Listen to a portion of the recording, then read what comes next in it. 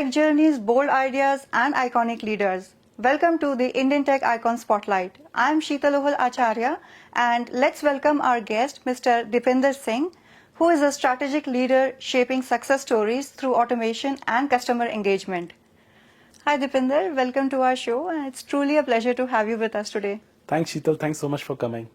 So, Deepinder, let's begin with your career journey. We would like to know more about how your career started from your very first role to your current role. Definitely. So I graduated in 2007 from Indraprastha University in Delhi. From 2007, I did join a company called PT Testing as a software engineer for 2 years. During that time, I realized that I'm not ready to become a software engineer. In fact, on day one when I joined, the account manager who was managing that account that was given to me, he left the account. So the whole sales role came to me, and I started going into sales, and I loved that sales job. From there, I worked for 2 years, mostly in the software engineering and doing part-time sales. At that time, I realized that it is time to do an MBA. So I did my MBA from Ford School of Management in sales and marketing. In 2011, then I joined Wipro as a sales account executive for a couple of government large accounts in Delhi. So I worked there for almost 3 years, then moved to Wipro in Bangalore. Worked there for a year, working with some of the key defense accounts. And from there, I joined a company called Newgen Software. It's into automation workflow management back in Delhi. So from 2014 to 2018, I worked with Newgen, wherein I worked as a software engineer, alliance manager, and country manager for different geographies across Middle East, Africa, Southeast Asia, and parts of Europe. And that time, we got our first baby. So at that time, me and my wife realized that it is high time that we should settle somewhere. So we applied for permanent residency to Canada in 2017. So we moved to Canada in 2018. So first 6-7 months I was in Toronto trying to find my first job. Couldn't find. It was very difficult as a immigrant to find a first job. So I got my first job with DXC. It's a software SI company. So we moved to Winnipeg for a year. So after there, so another company, Pega, they approached me. They had a role in Calgary. So they hired me to work as a Western Canadian leader for Pega in 2019. So we moved to Calgary in 2019. That was the first time we saw these beautiful mountains. And we as a family, we decided, this is the place that we want to settle down. So then I worked with Pega for almost 4 years. Then I moved to KPMG for almost a year and a half. Then I realized that, even though I loved working with KPMG, I realized that my heart lies with Pega and a product company. So I moved back last year. Thanks for sharing that wonderful journey with us, Deepinder. Now, you mentioned you have been traveling to different countries. So how has that experience shaped your way of working, especially in sales, in tech sales? Yeah, thanks for asking. So I would say one thing which is common denominator across all clients, across all geographies, that everyone is looking for a trust. If they are able to trust the salesperson or an account executive, and they think that you are working as an advisor for them, rather than just selling and then going away, then they would trust you and they would give business to you. Because at the end of the day, they're also trying to build business for their company they are working for. So unless or until they cannot trust you, they will not hire you, or they will not hire your services. So the first and foremost thing, you have to build the rapport. You have to understand the customer, understand their culture. Definitely different geographies has different cultures, and they have some local news you need to know, local events which are happening. So you need to get associated with them. So yeah, I would say, at the end of the day, everyone is looking that, can they rely upon the salesperson they give business to? Would this salesperson pick up your call after they have sold a solution to you?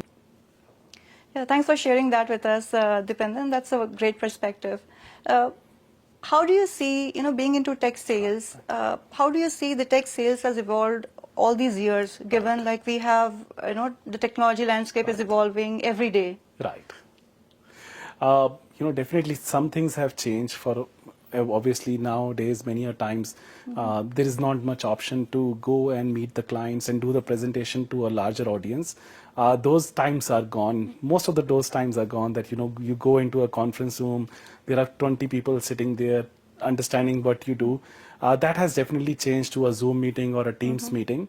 But one thing has not changed in last 2 decades is that meeting customer one-on-one, understanding their requirements, doing discovery call, doing operational walkthrough, their existing products they have, their existing solutions they have, their existing challenges they have, that remains same. Unless or until you meet the customer, you understand their challenges, you understand their perspective. That thing has not changed. But yes, definitely those large presentations, They're gone. large audience, that has gone. I still remember my first sales job when I just entered into a room. I thought there would be like 5 people or 6 people. There were like 35 people in the room. And that was my day one of the job, and I had to give the presentation. That was tough. But, after that presentation, I knew all 35 of them. They knew about me. I could call them after the session that, now let's talk about next steps. That thing has challenged salespeople nowadays because you are not meeting customer face to face, getting to know them. It's difficult. But, on the other side, tools like LinkedIn, social media is all there. Customers are there now. Right. So it's that, as a salesperson, you have to evolve with those technologies. But again, the bottom line remains same. You have to be in front of the customer. You have to continuously talk to them, share ideas with them. It's not that, I was reading I have been following this quote that a sales is done after you talk to a customer at least 17 times. There has to be 17 touches before someone trusts you and someone buys from you. So it takes time. So I would say first 5 or 10 touches would be like sharing information from your side. Give information to them. This is how we can solve your problem. And the kind of sales I am in, it's not a mandatory sales that customer has to buy your solution. It's good to have solution. The products I sell, their life won't be stopping, or their company won't be stopping with the products I'm selling. It's just that they would be getting more ROI, they would be getting more results, they would be getting savings. So you have to convince the customer that this is why you should buy this, and it takes a long time for them to decide. So Deepinder, sales is a very tough job. So what are the common challenges that you generally experience when approaching customers? I would say the first and foremost is that their experience with other salespeople has not been generally good, because many a times customer realize that salespeople are just there for selling their product, and they will not pick up your call, they will not reply to your emails once the sale is done. So you have to go there and talk to them and change their perception on day one that you are here for a long lasting relationship. You are here to solve with their problem. You're not there just to sell anything. If you are going with that mindset, the customer will understand, because they are I would always say that the customers are much more experienced than you are. They have seen hundreds of salespeople. They have seen thousands of emails per day. One customer I was talking to, he says that he receives at least 100 emails from different sales organizations every day, different product companies selling same thing. For example, nowadays, everyone is talking about AI. There is no differentiation between what X company is selling, what Y company is selling. Their language is same. But the only thing which is different is if you are coming with a point of view, if you are coming with a reference, you are coming with the discovery, then you are telling the customer that, we have understood your business and I'm not here to waste your time. I'm taking just 10 minutes of your time. This is my sales pitch and this is my homework. So that's a tough that, cutting the first barrier is difficult. And second thing is nowadays so many things are virtual. You cannot see what customer emotions are. They might not be on camera. So you can't understand that, is he or she liking what you are saying, or is not resolving their queries. The other thing is because everyone is approaching them on maybe social media or LinkedIn, or no one is picking up the call and calling them, that that thing is missing. And trust me, if I'm calling a customer rather than sending an email, the chances of picking up the phone and talking to me is much higher, because no one is picking up the call. It's so dreadful that I would be rejected. So that fear of rejection is very high in sales. So if you are able to overcome that, then you are able to do that. And the last and not the least, I would say, unless or until you don't love your sales job, it's difficult to do.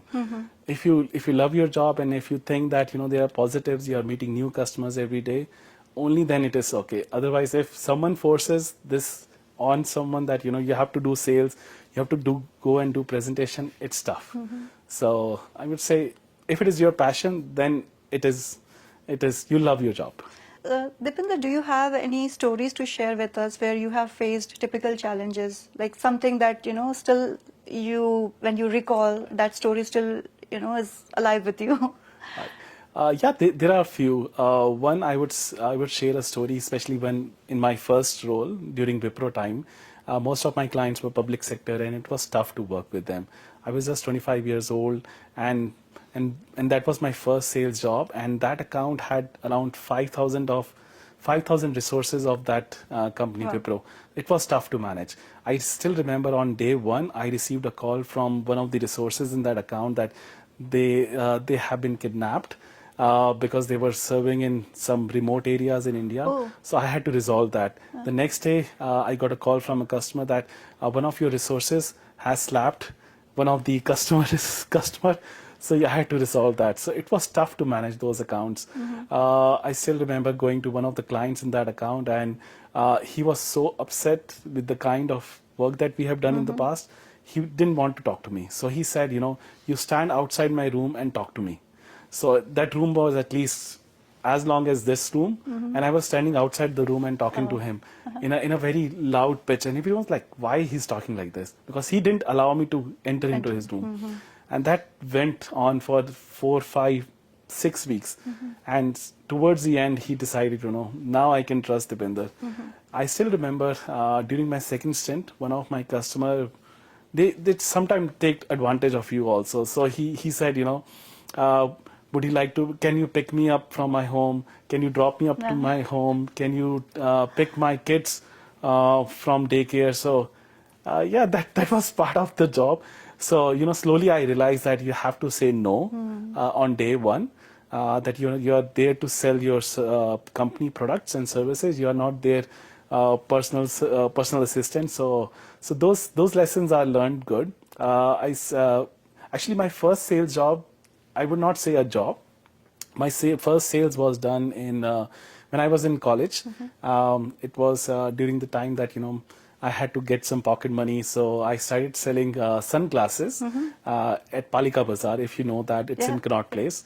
So that was kind of my first stint of selling something. So at that time, I didn't know that I'm doing sales, but it was, now I look back, I think that that was sales. The way I overcome is I could identify that if a girl and boy are coming together, chances of the boy buying sunglasses for me were higher because he had to impress his girlfriend.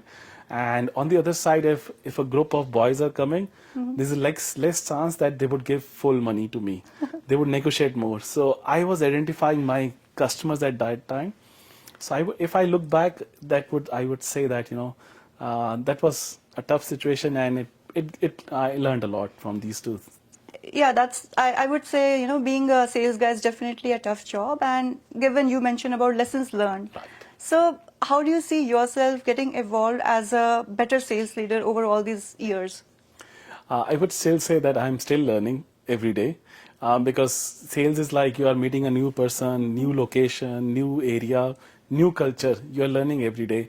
But definitely over the years, what I have learned, I try to not repeat some mistakes which I have done in the past. For example, not asking for the right thing at the right time, or maybe asking about the sales. Give us the order on day one, things like that. So now I go over through the pace that not very fast, not very slow. Go with the flow. It takes time. Invest in relationship with clients. Invest in your sales cycle. Invest in presentation skills. So those things I've definitely learned. But yeah, as sales career, this is the fun part of the job. You learn every day. Deepinder, if I ask you if you have to give one piece of advice to the guys who are looking to make their career in tech sales, so Right. what that advice would be from you? I would say again the same point that at the end of the day, every customer, whether that is in Canada, US, any country in the world, they are just looking for salesperson or someone who is going to solve their problem. It doesn't, yeah, at the end of the day, you don't have to worry about from which culture you come from, which language you are speaking. Is English your first language or not? For example, for me, when I was coming here, many of my friends, many of the colleagues who currently work in US or Canada or other European countries, they always used to say that it would be tough for a front-end salesperson because you don't look like you're from here, your language is not from here, your accent is not from here. It would be tough for you to sell. But times have changed, world has changed. So you should take this thing out of your mind that the opposite customer, he's thinking, or he or she is thinking the same thing. Rather than they would appreciate if you are open to them, if you tell them about your background, why you are here, just be open. Don't shy away from. No, at the end of the day, customers are not thinking. They just want their problem to be solved. So, Deepinder, if I'm not wrong, you have worked in 25 different countries. So, how has that global experience shaped you as a sales leader? Yeah, thanks for asking. I would say that when I started traveling, I went to different locations, different countries to start selling. Rather than they not accepting me, they were accepting me more because I was coming from a different culture. Yeah. They were curious about me that who you are, what is your culture, what is your belief. You look different. You have a turban on your head. Why do you wear that? So you have to address those queries. You have to address those things in a very polite, in a very soft way. That they're trying to be polite with you. They're trying to understand your background. So don't think that they are being racist or something like that. Everyone is good at heart. So that thing I have learned by traveling into different places, selling into different locations. That at the end of the day, they just want to understand that what you are bringing in, how they would solve their problem with your solution, and you learn a lot from different cultures. So yeah. Yeah, absolutely. Now, Deepinder, let's talk a bit about your early days. Right. We would like to know more about your hometown, where you were born, and how were your childhood days like? Oh, thanks for asking. So I was born in Delhi in '84, and after I born, my family moved back to Nigeria, where my parents were doing a job. So I would say my first 4 years of my childhood was spent in Nigeria, Okay. and then after there we moved back to India in 1988. I was 4 years old, and then we initially moved to Patiala for a year, which is hometown of my dad. So we stayed there for a year. So in fact, from there, I did my kindergarten in Patiala. From there, we moved to Chandigarh. And in Chandigarh, we stayed for 4 5 years. And then from there, my dad at that time, he decided, it's time to move back from teaching. He wanted to do a chartered accountant course. He did that course when he was 43 years old. He passed that course, and then someone suggested to him that it's better to move to Delhi. So we moved to Delhi in '96, I think. Yeah, '96. So then I would say from grade 4 to grade 12, and then my college and my postgrad were all in Delhi. Wow, that's wonderful. Thanks for sharing that with us. No worries. Now, let's talk a bit about your family. Who Right. all are the key members in your family, Deepinder? Definitely. My parents, my dad and my mother, my wife, Sheena, whom you have met. Yeah. I have two lovely kids, Saki and Jap. My elder daughter, she's in grade 4. She's 10 years old. My younger one, she is 4 years old. She is going to be in kindergarten next year. And then I have a sister. Her family is based in India. Then my in-laws, they are based in Patiala. In fact, my mother-in-law is here visiting us. So yeah, that's our family. And then we have extended family in Delhi, in Punjab, in Canada and US. Deepinder, given your demanding schedule of work and being into sales, it's very demanding always. Do you find time for yourself, to bond with your family? And then is there any hobby or interest that you like to pursue outside of your work?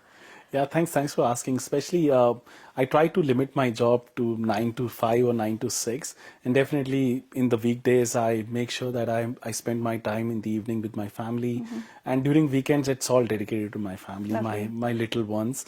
I enjoy playing with them, and you can see in the basement there are so many toys. So their favorite hobby is my favorite hobby. That if they want to play, I just come downstairs and play with them. So I try to be a doting father as much as I can. Apart from that, I have group of friends. I try to hang out with them once in a while. Go for movies. I like going to watch movies, especially those Avenger, those kind of action-packed movies. Those are my fun hobbies to do. Wonderful. Is there anything on your bucket list that you would like to share with us? Oh, definitely. In fact, after I did my MBA in India, so I always want to go back to education, to my executive MBA. So that has been my bucket list, but it's tough to manage that with your career. In fact, I thought to enroll myself a lot of time in University of Calgary and do some part-time MBA program again, or maybe go back to teaching, one of those things. So maybe one day I'll go back to education, maybe 10 years down the line, something like For sure. when our kids are settled. So I'll do that. Definitely. Wish you good luck for that, Deepinder. Thank you so much. So, Deepinder, we are almost nearing end of our wonderful conversation. So, at the end, we have a rapid fire round where I'll be asking you some questions and I would be expecting some quick answers from you. So, Deepinder, are you ready for the rapid fire round? Yeah, looks like Karan Johar interview. Okay, so good luck. Your first question, pick one, CRM or automation? Automation. Okay. One word that describes enterprise sales. Patience. Wonderful. Pitch or partnership? Partnership. Good answer. You win a mega deal. What song plays in your head? Chakte. Perfect. What's your go-to comfort food? Chole bhature. Nice. In fact, we have chole bhature today. Oh. Lovely. If you could instantly master one hobby, what would it be? Presentation skills. Wonderful. Favorite movie or TV show of all time? I would again say Chakte. Yeah, that's a lovely movie. I like that as well. And with that, we come to an end of our rapid fire round. Thank you. And Deepinder, thank you so much for sharing your wonderful journey and valuable insights with us. And it's been truly a pleasure to have you on our show today. And we wish you continued success. Thank you, Sheetal. Thank you so much for coming. Thank you.